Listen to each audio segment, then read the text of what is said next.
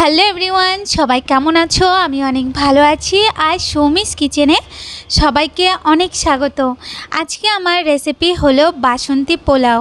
আজকে আমি আপনাদের সাথে একদম সহজে আর সঠিক পরিমাণ মতন কিভাবে আপনারা বাসন্তী পোলাও বাড়িতে বানিয়ে নিতে পারেন সেটি আমি করে দেখাবো। তো চলুন দেখে নিই।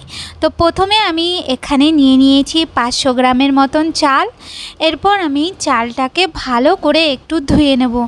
এখানটায় আমি 2 থেকে 3 বারের মতন ভালো করে চালটাকে ধুয়ে নেব। তো যতক্ষণ আমি চালটাকে ধুচ্ছি, আপনারা আমার চ্যানেলে নতুন হলে তাহলে প্লিজ আমার চ্যানেলকে সাবস্ক্রাইব করে দেবেন।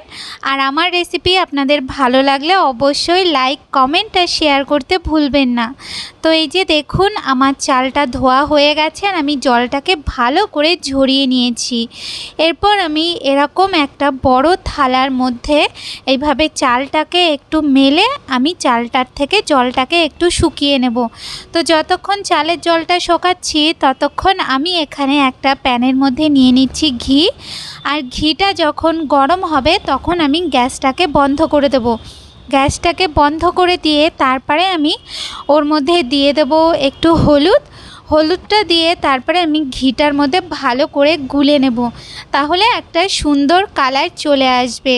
এখানে পোলাওটা বানানোর জন্য আমি এইভাবে ঘিটার মধ্যে হলুদ দিয়ে আমি কালারটা ইউজ করব, এক্সট্রা কোনো কালার ইউজ করব না। তো দেখুন, এখানে আমি চালটা নিয়ে নিয়েছি, চালটা শুকিয়ে গেছে।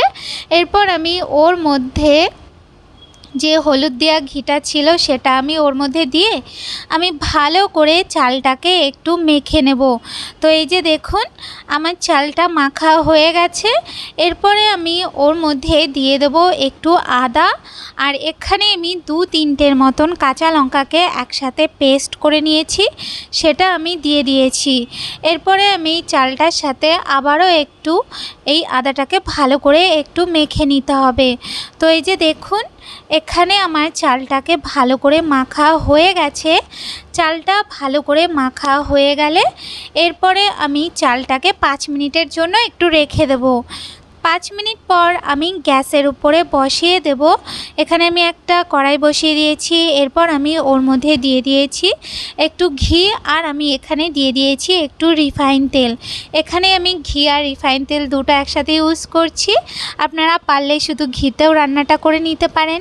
এরপর আমি ওর মধ্যে দিয়ে দিচ্ছি 2টো তেজপাতা, আর আমি দিয়ে দিয়েছি একটু গোটা গরম মশলা। এরপর আমি হালকা একটু নাড়িয়ে চাড়িয়ে নিয়ে এটাকে আমি একটু ফ্রাই করে নেব। তারপরে আমি ওর মধ্যে দিয়ে দেব, এখানে আমি দিয়ে দিচ্ছি কাজু, আর কাজুটাকে দিয়ে আমি কাজুটাকে একটু ব্রাউন হওয়া পর্যন্ত ভালো করে একটু ফ্রাই করে নেব।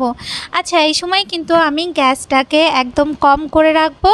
কাজুটা ভাজা হয়ে গেলে এরপরে আমি ওর মধ্যে দিয়ে দিচ্ছি কিশমিশ, আর কিশমিশটা দিয়ে আমি 10 থেকে 15 সেকেন্ডের মতন একটু হালকা ফ্রাই করে নিয়ে এরপর আমি ওর মধ্যে যেই চালটাকে আমি মেখে রেখেছিলাম সেই চালটা আমি দিয়ে দেব। চালটাকে দিয়ে এরপর আমি চালটাকে 2 থেকে 3 মিনিটের মতন একটু ফ্রাই করে নেব। আচ্ছা, এখানে আরেকটা কথা বলি, চালটাকে ততক্ষণ ফ্রাই করব যতক্ষণ না চালটা একটু সাদা সাদা মতন কালারটা চলে আসছে। তো এই যে দেখুন, আমি চালটাকে ফ্রাই করে নিয়েছি।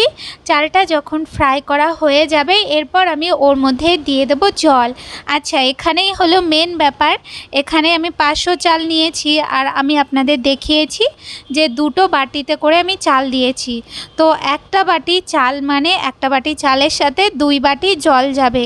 তো আপনারা গ্লাস হোক বা বাটিতে হোক যেটাই করে চালটা মেপে দেবেন।